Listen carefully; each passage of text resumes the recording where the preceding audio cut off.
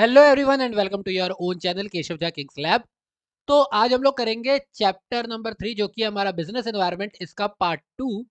Actually ये chapter बहुत छोटा है क्योंकि पार्ट 2 और पार्ट 3, एक पार्ट 3 आएगा, इसके अंदर ही ये चैप्टर जो है पूरा का पूरा फिनिश हो जाएगा। ठीक है, क्योंकि सबसे अच्छी बात क्या है, इसमें पहले क्या हुआ करता था कि ये बिजनेस एनवायरनमेंट ऑफ इंडिया, ये एक बहुत बड़ा कॉन्सेप्ट था 2020-21 के टाइम पे। ये भी इस चैप्टर का बहुत इंपॉर्टेंट पार्ट था, बट आफ्टर 22-23 ये वाला पोर्शन बिल्कुल ही हटा दिया गया है। तो अब जो आपको पढ़ना है वो सिर्फ पढ़ना है इसके डायमेंशंस के बारे में, जो कि हम लोग आज पढ़ेंगे, बड़ी डिटेल से पढ़ेंगे डायमेंशंस के बारे में। और एक छोटा सा पॉइंट आएगा डीमोनेटाइजेशन का। ठीक है, बस ये दो पॉइंट हम लोगों को पढ़ने हैं और ये चैप्टर हमारा फिनिश हो जाएगा। इससे पहले हम लोग इंपॉर्टेंस पढ़ चुके हैं, सिग्निफिकेंस पढ़ चुके हैं, फीचर पढ़ चुके हैं।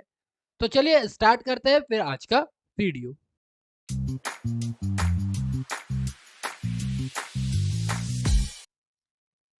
तो आज जिस कॉन्सेप्ट को हमें पढ़ना है वो है डायमेंशंस या फिर कॉन्सेप्ट ऑफ बिजनेस एनवायरनमेंट। एक एक करके सारे एनवायरनमेंट की बात करेंगे। टोटल 5 एनवायरनमेंट है, पांचों एनवायरनमेंट के बारे में एक एक करके बात करेंगे। सबसे पहला एनवायरनमेंट जो आता है वो कहलाता है इकोनॉमिक एनवायरनमेंट। आपको याद होगा मैंने कहा था इकोनॉमिक वर्ड जहां पर आ जाए वहां पर बात हो रही है किसकी? मनी की, पैसों की। इकोनॉमिक का मतलब ही है पैसों से रिलेटेड, सिंपल सी भाषा में पैसों से रिलेटेड अगर कोई भी चीज हो रही है तो वो हमारा इकोनॉमिक एनवायरनमेंट में आएगा।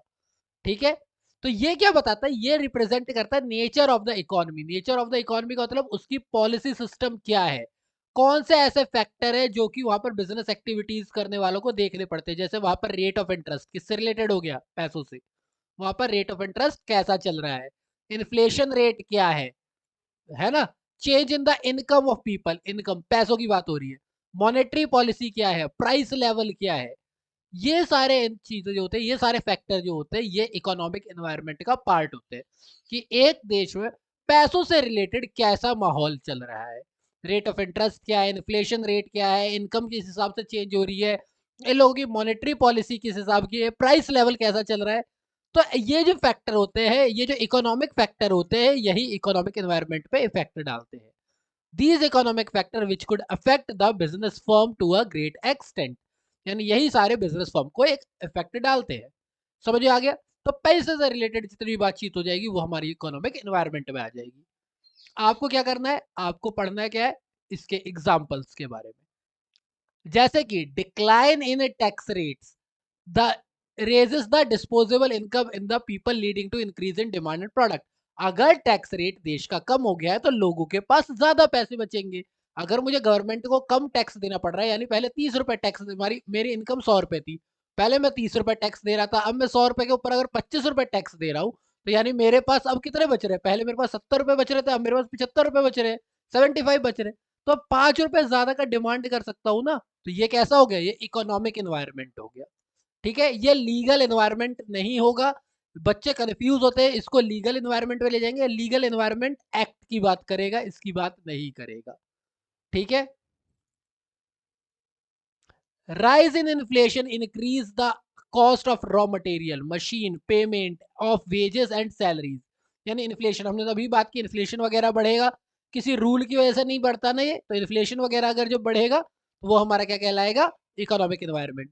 डीमोनेटाइजेशन, ये क्या कहलाएगा? ये भी हमारा क्या कहलाएगा? हमारा इकोनॉमिक एनवायरनमेंट। काफी सारे बच्चे इसको लीगल में ले जाएंगे, वो बताऊंगा मैं क्यों ले जाएंगे जब लीगल पढ़ाऊंगा तो। लेकिन डिमोनेटाइजेशन जो है ये भी आरबीआई ने अगर किया है तो आरबीआई की वजह से हमारा क्या हो जाएगा? ये डिमोनेटाइजेशन एक इकोनॉमिक एनवायरनमेंट का पार्ट होगा। Change in fiscal policies have encouraged NRI foreign investor to invest in India. यानी फिस्कल पॉलिसी में चेंज आना, ये भी क्या कहलाएगा? Economic environment. पैसों से रिलेटेड जो भी बात हो गई वो economic environment. Make in India was launched for job creation. Job creation से क्या होगा? इनकम बढ़ेगी, इनकम बढ़ेगी से स्किल एनहांसमेंट से इनकम बढ़ेगी। ये भी किसका पार्ट हो गया? इकोनॉमिक का। RBI allowed commercial bank to reduce interest rates on loan. समझ में आ गया होगा, अगर फिर से इंटरेस्ट रेट कम हो जाएगा लोन के ऊपर तो हम लोग ज्यादा से ज्यादा लोन लेंगे। समझो यहाँ पर interest rates on loan to tackle recession. अगर मार्केट में डिमांड कम है, डिमांड कम है, डिमांड कम होने का सीधा सा रीजन ये होता है कि आपके पास इनकम कम है। आपके पास पैसे कम है तो आप डिमांड कम कर रहे हो। अगर आरबीआई इंटरेस्ट रेट घटा देती है तो आप लोन लोगे, चाहे कंजम्पशन के लिए, चाहे इन्वेस्टमेंट के लिए, चाहे खुद का खर्चा करने के लिए, चाहे बिजनेस खोलने के लिए, आप लोन लोगे, इजीली लोगे। आप लोन लोगे तो आप डिमांड, आपका पैसा बढ़ेगा, पैसा बढ़ेगा तो डिमांड बढ़ेगी। आगे इकोनॉमिक इन्वायरमेंट, और the bank offering loans eight reasonable interest rate with minimum required formalities because of banking sector reforms.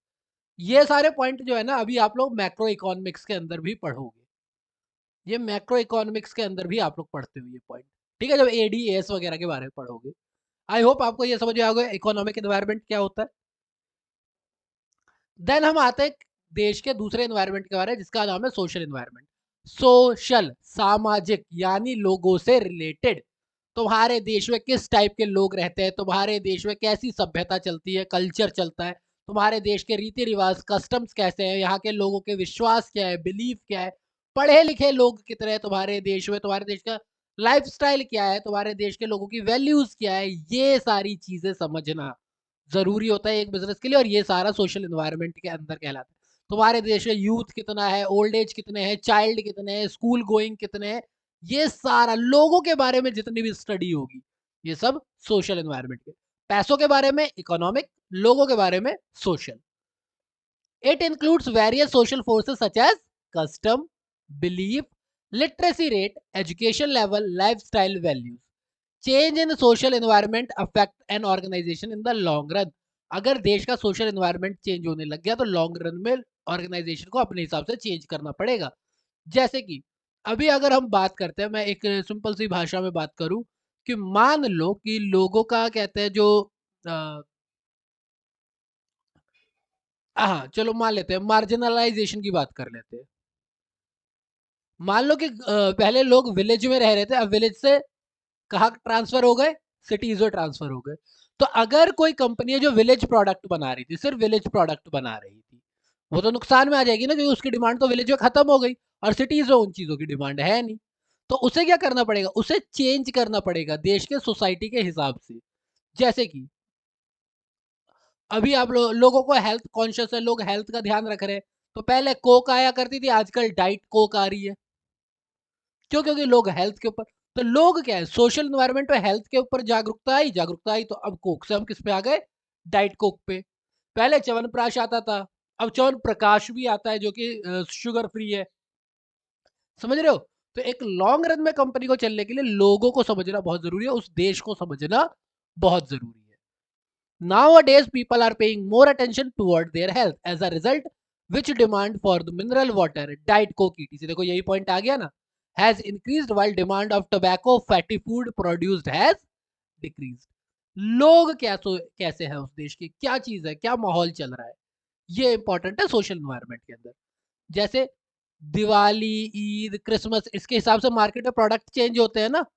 आपने दिवाली में पटाखों को देखा होगा, ईद के टाइम पे आप सेवइयों का देखते हो, मार्केट बहुत ज्यादा होता है। उसके बाद कहते हैं आपका उसका ड्राई फ्रूट्स का मार्केट बहुत अच्छा होता है। क्रिसमस के टाइम पे आप रेड एंड व्हाइट का कर सकते हो, केक का कर सकते हो। ये चीजें क्या दिखाती है, greeting card, sweets, gift, festival की वजह से क्या होता है, डिमांड चेंज हो रही है, लोगों के हिसाब से डिमांड चेंज हो रही है। इक्वल पे और pay scale to male and female worker for, अगर इक्वल काम पैसा मिलेगा तो डिमांड भी इक्वल ही होगी, डिमांड बढ़ेगी। Demand for reservation in jobs in minor for minority and women, women and minority को अगर काम मिलेगा तो उस एरिया में भी डिमांड होगी ना, जहां पहले नहीं हो पा रही थी, वो लोग भी डिमांड कर पाएंगे, उनके पास भी पैसा आएगा। बेटी बचाओ बेटी पढ़ाओ, ऑफ कोर्स ये किसका एनवायरनमेंट हो गया, लोगों का एनवायरनमेंट हो गया, ये कोई एक्ट नहीं है। बेटी बचाओ बेटी पढ़ाओ कोई एक्ट नहीं है, ठीक है, ये एक स्कीम है। स्कीम लोगों के लिए, इसी और एजुकेशन से रिलेटेड है, ये इनकम से रिलेटेड नहीं है, ये एजुकेशन से रिलेटेड है, इसीलिए ये क्या कहलाएगी, हमारी सोशल एनवायरनमेंट। स्वच्छ भारत अभियान, ये भी क्या है, ये वेलफेयर ऑफ सोसाइटी, सोसाइटी के लिए है। ये इनकम से रिलेटेड नहीं है, इसका इसका इनकम से रिलेशन बिल्कुल नहीं है, तो ये कैसा पार्ट होगा, सोशल एनवायरनमेंट का। देन आता है हमारा टेक्नोलॉजिकल एनवायरनमेंट। अब ये एक ऐसा पॉइंट है जो मुझे ज्यादा एक्सप्लेन करने की जरूरत नहीं है। जितना ज्यादा देश में टेक्नोलॉजिकल इनहेंसमेंट होगा, जितनी ज्यादा देश में टेक्नोलॉजी बढ़ेगी, उतना ज्यादा देश अच्छा डेवलप करेगा, है ना। तो एक देश की टेक्नोलॉजिकल कंडीशन क्या है, ये भी बहुत फर्क डालती है इस बात पे कि वहां पर बिजनेस किस हिसाब से आप कर सकते हो।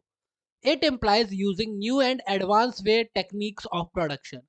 A businessman must closely monitor the technological changes taking place in the industry, as it helps in facing competition and improving quality of the product. जैसे आप लोगों ने देखा है ना, महिंद्रा का पहले शायद ऐसा एक सिंबल आया करता था। आजकल महिंद्रा ने अपने एसयूवी को अलग से पहचान देने के लिए ऐसा कुछ सिंबल कर दिया है, इफ आई एम करेक्ट। कुछ विंग्स टाइप का किया, सॉरी, ऐसा ऐसा है ना, महिंद्रा ने ऐसा एम बना दिया है। क्या कि ये हमारा सिर्फ एसयूवी के लिए है। एसयूवी पे हम लोग जब वर्क करेंगे, हम जब एसयूवी पे वर्क करेंगे, तब हम लोग ये सिंबल यूज करेंगे। ये एसयूवी किस टाइप की होगी? ये भाई हमारी ऑफ ट्रैक के लिए होगी, ऑफ रोडिंग के लिए भी होगी। ये एसयूवी हमारी कौन सी होगी? ऑफ रोडिंग के लिए होगी। अभी आप मार्केट में देख रहे हो, एक बहुत पिछले साल तक बहुत तगड़ा ट्रेंड आया हुआ था डिजिटल वॉच का। एप्पल वॉच जब आई थी तो डिजिटल वॉच बहुत ज्यादा एकदम ट्रेंड में आ गया था। हर कंपनी निकाल रही है डिजिटल वॉचेस। इवन हमारे गली मोहल्ले के जो छोटी छोटी दुकानें होती है वहां पर डिजिटल वॉचेस मिलने लग गई थी। अभी मार्केट में पिछले 2 साल से चेंज आ रहा है। वो किस चीज का आ रहा है?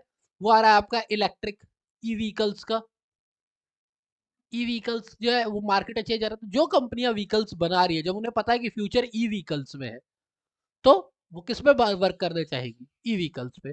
तो ये समझना बहुत जरूरी है कि देश में किस हिसाब से टेक्नोलॉजी चेंज हो रही है। ठीक है। अगर आप आर माधवन का अभी एक वो देखोगे, एक इंटरव्यू है, शायद स्पीच आपको यूट्यूब वगैरह पे मिल भी जाएगी, जहां पर आर माधवन वगैरह जो है वो रिसेंट गवर्नमेंट के बारे में बोलते हैं कि जब उनसे बोला गया था कि आप कैसे ये पेटीएम ई वॉलेट वगैरह चलाओगे, गांव के किसान तो पढ़े लिखे हैं ही नहीं। उनका मजाक उड़ाया गया था, ये आर माधवन ने बोला हुआ है अपनी स्पीच में। लेकिन आज हम लोग यूपीआई के मामले में दुनिया में सबसे बड़ी यूसेज कंट्री है। तो ये क्यों है? क्योंकि ये टेक्नोलॉजी चेंज हो रही थी। जियो के आने की वजह से हमारे पास इंटरनेट जो यूसेज है, इंटरनेट का जो यूसेज है वो बढ़ गया। क्यों? क्योंकि टेक्नोलॉजिकल चेंज आने वाला था। धीरू भाई अंबानी, कहते हैं मुकेश अंबानी जी ने इस बात को समझा, वो जियो में लेकर के आए। उन्होंने 7G तक के फाइबर केबल्स डाल दिए, फ्री इंटरनेट प्रोवाइड करवाया, और जो एयरटेल जैसी बड़ी कंपनी को भी अपने पैक्स सस्ते करने पड़ गए। ठीक है। तो ये बहुत सारी चीजें, आपको टेक्नोलॉजिकल एनवायरनमेंट को समझना पड़ेगा कि किस हिसाब से टेक्नोलॉजी चेंज कर रही है आपके डिपार्टमेंट में। जैसे डिजिटल वॉचेस ट्रेडिशनल वॉचेस की जगह ले रहे हैं। अब आजकल अब आप लाइन में नहीं लगते हो, आप रेलवे टिकट घर से बुक कर लेते हो। ये टेक्नोलॉजिकल एनवायरनमेंट का ही पार्ट है। आप ई वॉलेट पेटीएम के थ्रू कर रहे हो। पहले हम लोग जाते थे, एक 10 रुपए का कार्ड लेके आते थे, उसको स्क्रैच करते थे, नंबर डालते थे, तब जाके रिचार्ज होता था। आज घर बैठे रिचार्ज कर रहे हैं। मैं बिजली का बिल जमा करने के लिए मैं लाइन लगाई हुई है। मैंने बिजली का बिल जमा करने के लिए मैं 10 लोग 20 लोग 70-70 लोगों के पीछे लगा हुआ हूँ, तब जाके बिजली का बिल पे होता था। आजकल घर पे ही आ जाता है, तो पे हो जाता है। बस स्कैन करो, पे करो। ठीक है। पहले फाउंटेन पेन चला करते थे, अब बॉल पेन चल रहे। तो जो कंपनी बॉल पेन बना रही है उसे पता चलेगा कि भैया बॉल पेन चल रहे हैं, वो प्रोडक्शन करेगी, फायदा उठाएगी। डीमटेरियलाइजेशन, डीमेट अकाउंट के बारे में हम लोगों ने पढ़ा हुआ है। डीमेट अकाउंट, डीमटेरियलाइजेशन, उसकी बात करते हैं। केबल टीवी वगैरह जो आई, उन्होंने रेडियो इंडस्ट्री को खत्म किया काफी हद तक। अब कौन ही एफएम सुनता है? मोस्ट पीपल एफएम नहीं सुनते। जो कार में ट्रैवल कर रहे हैं मेरे ख्याल से वही सुनते हैं। आर्टिफिशियल इंटेलिजेंस आपको पता ही है आज की डेट में कितना बड़ा मार्केट है। तो कहते हैं ना कि जितना ज्यादा आप बड़े मार्केट में जाओगे, तो टेक्नोलॉजिकल एनवायरनमेंट को समझना बहुत ज्यादा जरूरी है। देन पॉलिटिक्स देखो, अगर आप एक देश के अंदर बिजनेस करना चाहते हो तो उस देश का पॉलिटिकल सिचुएशन क्या है, ये तो आपको पता होना ही चाहिए। वहाँ की गवर्नमेंट कितनी स्टेबल है, वहाँ की गवर्नमेंट की क्या क्या पॉलिसीज है, वहाँ की गवर्नमेंट कौन से रूल नए ला रही है, कौन से पुराने हटा रही है, उसे समझना बहुत ज्यादा जरूरी है। क्या उस देश का जितना भी मनी रिलेटेड प्रॉब्लम है, वो गवर्नमेंट की वजह से है या बिना गवर्नमेंट की वजह से? कौन कौन सी चीजों पे गवर्नमेंट इफेक्ट डाल रही है, किस पे नहीं डाल रही है? ये पॉलिटिकल एनवायरनमेंट का पार्ट होता है। जैसे कि it includes political condition and factor related to government affair and their impact on business. Government क्या कर रही है, उससे बिजनेस पे किस तरीके से फर्क पड़ेगा, ये पॉलिटिकल एनवायरनमेंट का पार्ट है। Political stability builds confidence among business community, while political instability and bad law and order situation may bring uncertainty in business activities। Simple सी बात है, अगर गवर्नमेंट स्टेबल है तो लोगों पे भरोसा होगा कि यार चलो यही गवर्नमेंट है, अगर तो इसमें रूल्स जल्दी चेंज नहीं होंगे। लेकिन अगर पॉलिटिकल इनस्टेबिलिटी हो तो इंडिया में एक बहुत बड़ी प्रॉब्लम है ये। इंडिया में एक बहुत बड़ी प्रॉब्लम है, यहाँ पे पॉलिटिकल स्टेबिलिटी बहुत रेयर पाई जाती है। इस वजह से हर जगह रूल रेगुलेशन चेंज होने लगता है, हर पार्टी अपने हिसाब से रूल बता देती है, तो इस वजह से बहुत ज़्यादा दिक्कत आती है। बिहार और यूपी में लॉ एंड ऑर्डर का सिचुएशन एक टाइम पे, मैं बात कर रहा हूँ एक टाइम पे, जिस टाइम पे आप मिर्ज़ापुर वगैरह सीरीज़ देख रहे हो, तो वो आज के ज़माने की नहीं है। वो 1990 के ज़माने की, उस टाइम की बात कर रही। तो उन जगहों पर जहाँ पर लॉ एंड ऑर्डर अच्छा नहीं है, वहाँ पर बिज़नेस नहीं चलेगा। तो इसीलिए पॉलिटिकल एनवायरनमेंट को समझना बहुत ज़रूरी है। आइडियोलॉजी क्या है पॉलिटिकल पार्टी की, एटीट्यूड ऑफ गवर्नमेंट क्या है बिजनेस के हिसाब से, type of government single party है, कोलिशन गवर्नमेंट है, कैसी है। अगर सिंगल पार्टी है तो अपने खुद के रूल बनाएगी, कोलिशन पार्टी है यानी मेल जोल की सरकार है तो सबके हिसाब से बनाएगी। तो पॉलिटिकल कंडीशन जो है बहुत बड़ा फर्क डालती है। जैसे बैंगलोर एंड हैदराबाद जो है वो मोस्ट पॉपुलर लोकेशन मिल गए आईटी के, क्योंकि वहां पर पॉलिटिकल क्लाइमेट, पॉलिटिक्स ने सपोर्ट किया कि हाँ यहाँ पर हम आईटी सेक्टर को बढ़ाएंगे। वहीं अगर हम गुजरात की बात करें तो गुजरात इंडस्ट्रीज के लिए इतना बड़ा सेक्टर है क्योंकि वहां पर उसको सपोर्ट मिला। ठीक है, अब देखो यहाँ पर ये चीज, crash in share price, crash in share price अगर सिर्फ इतना दिया हुआ होता तो ये इकोनॉमिक होता, ये इकोनॉमिक होता कि पैसों से रिलेटेड है, लेकिन due to change in Vajpayee government अब ये क्या बन गया, पॉलिटिकल। यही फर्क है, यही समझना है। पीएम के जो फ्रीक्वेंट विजिट होते हैं फॉरेन कंट्री में, जैसे बिजनेस रिलेशनशिप बढ़ते हैं, ये क्या है, पीएम की वजह से हो रहे हैं, सो दैट इज पॉलिटिकल। जहां गवर्नमेंट पार्टी आ गई वहां पर क्या हो गया, पॉलिटिकल हो गया। ठीक है, compensation given by government for acquiring property, ये भी क्या हो गया हमारा, पॉलिटिकल। जीएसटी इंप्लीमेंटेड, वैट को हटा के कौन लेके आई, गवर्नमेंट लेके आई है, इसीलिए ये भी क्या हो गया हमारा, पॉलिटिकल हो गया। अब बच्चे बोलेंगे ऐसे तो डिमोनेटाइजेशन भी पॉलिटिकल होना चाहिए। हाँ, अगर वहां पर पार्टी का नाम मेंशन हो जाए, अगर पार्टी या फिर ड्यू टू गवर्नमेंट लिख देते, ड्यू टू गवर्नमेंट, अगर ये वर्ड आ जाए, ड्यू टू गवर्नमेंट आ जाए या किसी पार्टी का नाम आ जाए, then it is political. But अगर सिर्फ बोल रहे demonetisation, then it is economic. And जो लास्ट इन्वायरमेंट है वो है हमारा लीगल इन्वायरमेंट। देखो भैया, कानून व्यवस्था के बारे में तो पता होना चाहिए, सरकार अपनी जगह पर देश का अपना एक कानून भी तो है, जुडिशरी भी तो है, उसके बारे में आपको पता होना चाहिए। गवर्नमेंट में किस लॉ को पास किया है, किस लॉ को हटाया है, कौन सी कंपनी के ऊपर केस चल रखा है, किस कंपनी को मना किया गया है, नहीं किया गया है, किस एजेंसी से आपको डील करना है, ये सब आपको पता होना चाहिए। जैसे आपने क्लास 11 में पढ़ा होगा, क्लास 11th में आपको एक सर्टिफिकेट मिलता है, certificate of import and export, वो सब नहीं दे सकते ना, वो कोई एक एसोसिएशन है वही दे सकता है। तो ये किसका पार्ट हो गया, लीगल का पार्ट हो गया। ये पॉलिटिकल नहीं है, ये कानूनी है, ये लीगल है। It constitute the law and legislation pass by the government, laws की बात कर रहे हैं। ठीक है, administrative order, court judgment, decision of various commission and agency. जैसे आपने देखा होगा जितने भी अल्कोहल के प्रोडक्ट होते हैं उनके ऊपर एक बहुत बड़ा एरिया जो होता है वो वार्निंग के लिए होता है, चेतावनी के तौर पे होता है। तो गवर्नमेंट ने लॉ पास किया कि भैया ये जो चीज़ है ये छपी हुई होनी चाहिए, ये एक्ट के अंदर डाल दी गवर्नमेंट ने, तो ये क्या बन गया हमारा, लीगल इन्वायरमेंट बन गया। जैसे advertisement of alcoholic product is prohibited and it is compulsory to give statutory warning on the advertisement of cigarettes, यानी सिगरेट के पैकेट पे, तंबाकू के पैकेट पे एक तो इनके ऐड नहीं आएंगे, इनके ऐड नहीं आएंगे, दूसरा अगर ऐड आएंगे नहीं और इनके पैकेट के ऊपर भी ये वार्निंग छापना जरूरी है। देखो अब इसमें क्या आ जाएगा, कोर्ट, लॉ, ये सारी चीजें आ जाएंगी। Supreme court issuing orders to seal unauthorised shop, supreme court ने ऑर्डर दिया है, सीधे सीधा लॉ हो गया, गवर्नमेंट का कोई लेना देना नहीं है इसमें। Law ensuring green dot for every vegetarian, ये कोई एक्ट, ये क्या लॉ ने बोला, एक्ट है, लॉ ने बोल दिया, तो ये क्या हो गया, यानी आप जो आईएसआई मार्क देखते हो या इस पे जो ग्रीन कलर का देखते हो, मेरे पास ब्लू कलर है पर ये जो ग्रीन कलर वाला देखते हो कि वेजिटेबल पे होगा, रेड कलर होगा तो वो नॉन वेजिटेरियन पे होगा। ठीक है, लॉ है, तो ये क्या हो गया, लीगल हो गया। Supreme court passing order to close the iron factories around Taj Mahal, ये भी क्या हो गया, लीगल एनवायरमेंट हो गया। तो जरा हम लोग पढ़ लेते हैं कुछ सवालों को, है ना, आराम से एक एक करके पढ़ते हैं। देखो क्या बोला हुआ है, ये हल्के से सवाल है, इसको कर लेते हैं और आज बस इतना ही पढ़ेंगे। क्या बोला हुआ है, bank reducing interest rate on housing loan. क्या यहाँ पर कोर्ट की बात की जा रही है? क्या यहाँ गवर्नमेंट की बात की जा रही है? नहीं। क्या ये पैसों से रिलेटेड है? हाँ, बिल्कुल पैसों से रिलेटेड है। तो ये कैसा इन्वायरमेंट हो गया हमारा? इकोनॉमिक। वर्किंग वुमन के नंबर बढ़ना। वर्किंग वुमन किसके बारे में बात हो रही है? देश के लोगों के बारे में बात हो रही है। लोगों के बारे में बात हो रही है, इसीलिए social. Booking of air ticket through internet. देखो ये तो मुझे बताने की भी जरूरत नहीं है, आपको पता है इंटरनेट वर्ड आ गया, यानी टेक्नोलॉजिकल है। Alcohol beverages are prohibited to be advertise. Prohibited कानून के द्वारा होगा, किसी सरकार के द्वारा नहीं होगा। किसके द्वारा होगा? कानून के द्वारा। तो ये क्या हो गया? लीगल। ये तो टेक्नोलॉजिकल है ही। और स्टेबल गवर्नमेंट। वर्ड पढ़ के पूरा पढ़ने की जरूरत ही नहीं है, वर्ड पढ़ते ही समझ आ गया कि भैया ये देखो स्टेबल गवर्नमेंट है, तो ये किसकी बात कर रहे हैं हम लोग? पॉलिटिकल। अब आपको मैंने वर्ड समझा दिया, आप वही समझो। क्या बोला मैंने? इकोनॉमिक किससे रिलेटेड करेंगे? पैसा। पैसे पैसे की बात होगी तो इकोनॉमिक। स्पेलिंग गलत लिखी है मैंने, एनओबी आएगा, इकोनॉमिक। लोगों की बात करेंगे, पीपल। पीपल की बात करेंगे तो सोशल।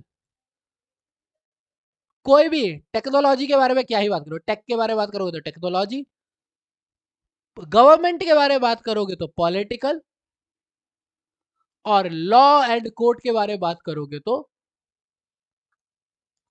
तो लीगल। ये आपको याद रखना है और आपका ये पॉइंट क्लियर हो जाएगा। एक और वीडियो बनेगी इस चैप्टर के बारे में, जिसमें हम लोग डिमोनेटाइजेशन डिस्कस करेंगे। छोटा सा 10-15 मिनट की वीडियो होगी वो, और ये चैप्टर आपका कंप्लीट हो जाएगा। आई होप आपको ये चैप्टर समझ में आ गया होगा। अगर किसी भी इन्वायरमेंट में अभी भी दिक्कत है तो मुझे बता देना, ये पढ़ लेना, और अगर किसी भी इन्वायरमेंट में कोई दिक्कत आती है तो मुझे बता देना। बाकी आप एनसीईआरटी जरूर पढ़ो। एनसीईआरटी कंपलसरी है, ये तो आपको पढ़ना ही पढ़ना है। हम लोग बता दें, आप इंटरनेट पे मेरे से पढ़ो, किसी से भी पढ़ो, मुझे उससे फर्क नहीं पड़ता। एनसीईआरटी आपको गो थ्रू करनी ही करनी है। तो एक बार एनसीईआरटी कंप्लीट जरूर पढ़े। जब एक बार एनसीईआरटी पढ़ लेंगे उसके बाद ही आपको, क्योंकि आपका 80% पेपर एनसीईआरटी से है, 80%। तो एनसीईआरटी क्यों छोड़ना, है ना? तो एनसीईआरटी आप जरूर पढ़ो, कंपलसरी है, वो पढ़ो ही पढ़ो। उसके अलावा नोट्स वगैरह तो है ही यहाँ पर, और भी कई सारे वीडियोस है, कई सारी चीजें हैं, और भी एग्जाम्पल्स है, आप करो। एंड अगर कोई दिक्कत हो तो आप लोग मेरे को कमेंट बॉक्स में कर दो। बाकी वीडियो अच्छी लगे तो इसे लाइक करो, अपने दोस्तों के साथ भी शेयर करो। एंड जल्दी मिलते हैं अगले वीडियो के साथ। Thank you for your time.